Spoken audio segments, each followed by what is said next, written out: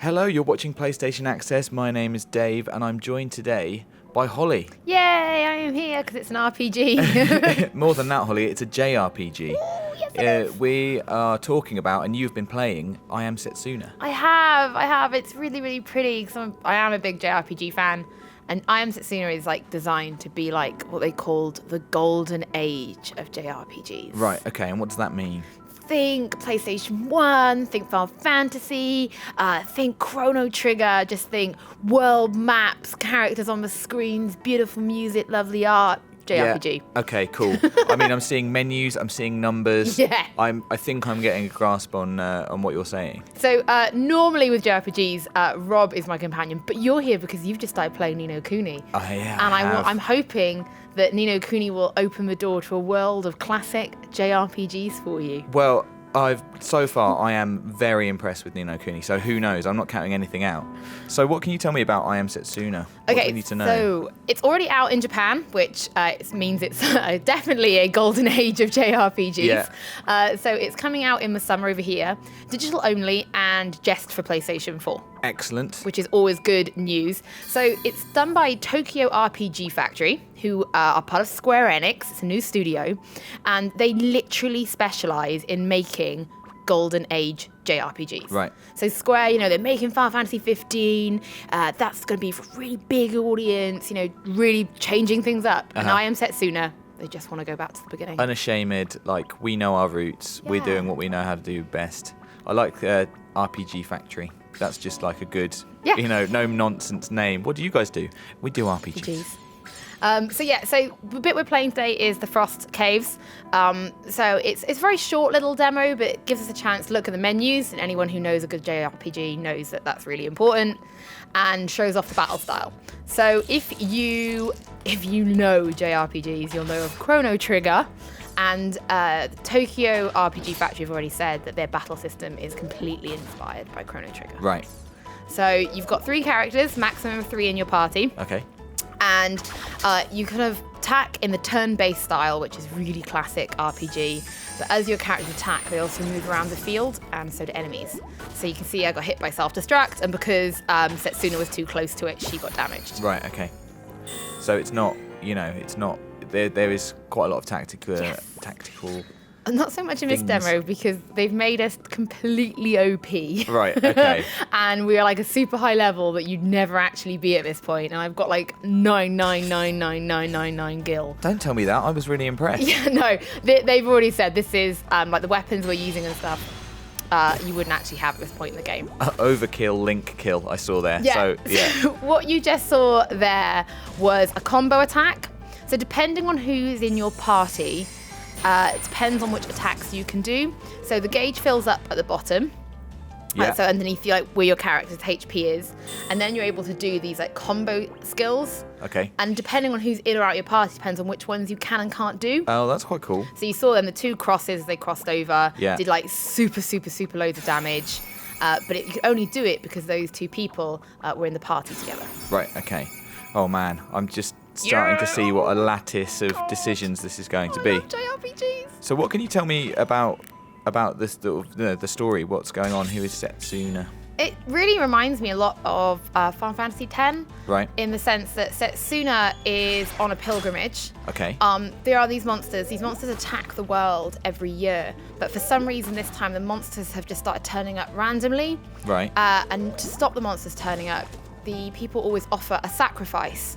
Right. Setsuna is that sacrifice. Okay. So she has taken it upon herself to journey to sacrifice herself to get rid of the monsters. Right. Oh, blimey. Yeah, It's like on a suicide pilgrimage.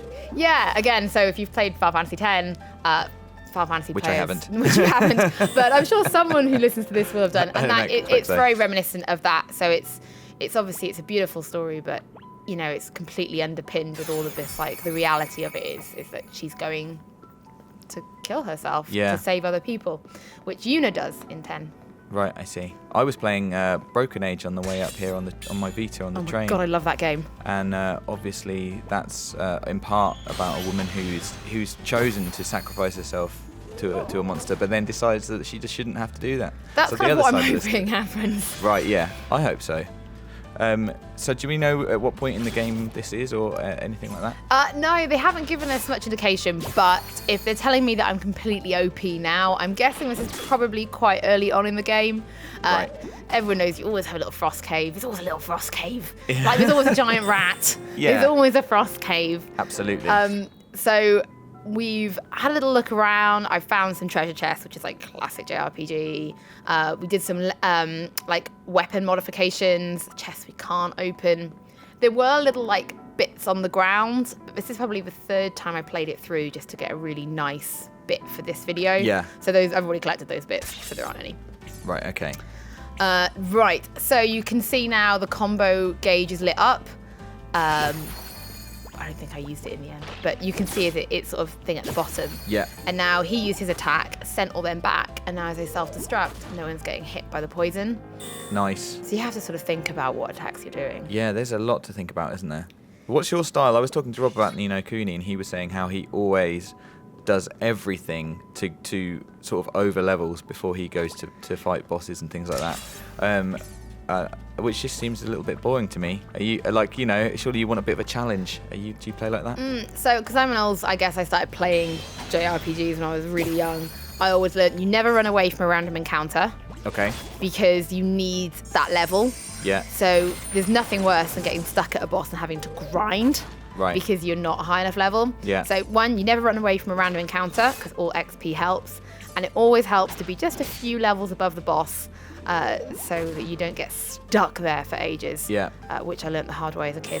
This is good advice because Ni no Kuni is really my first JRPG. And there are loads of random encounters all the time.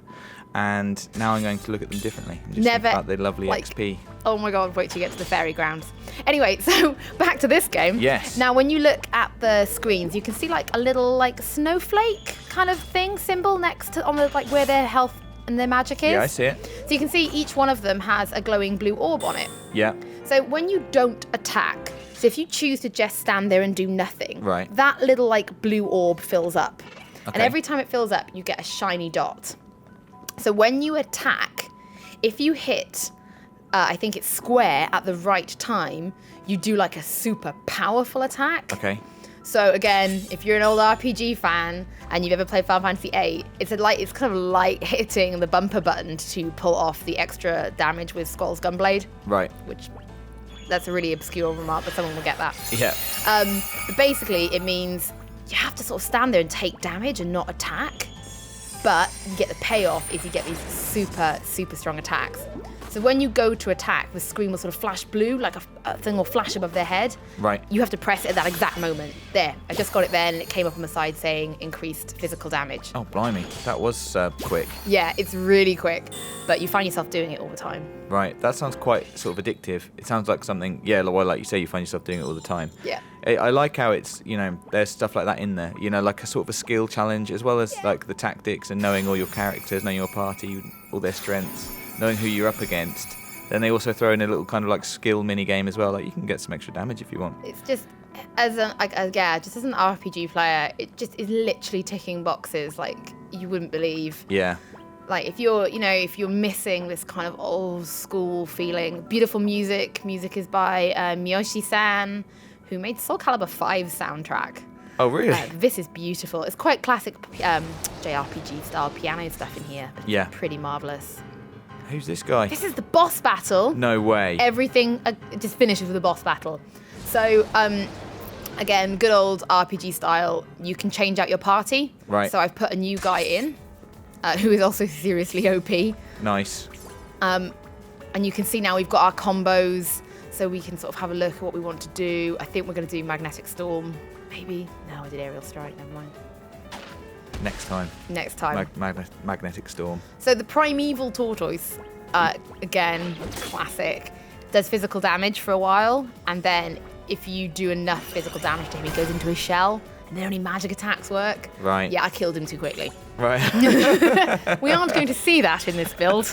I have killed the turtle too quickly. They really were OP. Yeah. He's just standing there and taking it. The poor guy. Is he even going to get a chance to retaliate? Yeah, he is. Toxic Breath is a classic. Oh, two of them poisoned as well. You can see them glowing purple. I'm not a fan of his sort of octopus mouth, tentacle mouth. Is that not a thing that? Quite terrifying. Is that not a thing you like? No, I'm not into that. Not into that. Not so much. But I can see it has a place. So 2 antidotes, get rid of the poison, and Inder, I made him jump behind the turtle. So obviously he is in more of a safe spot, and he just used his extra damage as well, and really laid into a turtle. So you are controlling where they are on the battlefield as well. Kind of. Sort of. I can't put them anywhere, right? But I can use their attacks, so I know that he has one that allows him to get behind enemies. It's like put him back there. So if I was lucky, he'd turn around and go on that guy and leave Setsuna alone. Right. We killed him. Yeah. Sorry, Turtle. Sorry, Turtle. Primeval no more. Aww. But yeah, it was a really beautiful little demo. We were allowed to play a little bit more, but we weren't allowed to show it, which is always a bit sad. Yeah. But yeah, if you're like me and you grew up with these kind of games, Tokyo RPG Factory are really doing what they promised, which is just to revisit all the practices and ethoses. It's lovely. Yeah. Well, that's fantastic. Yay. And it's coming in the summer. Hopefully. Right. Okay. Well, we will look forward to that. Hopefully, I will have finished Ni no Kuni by then, and yes. I'll be ready for something old school.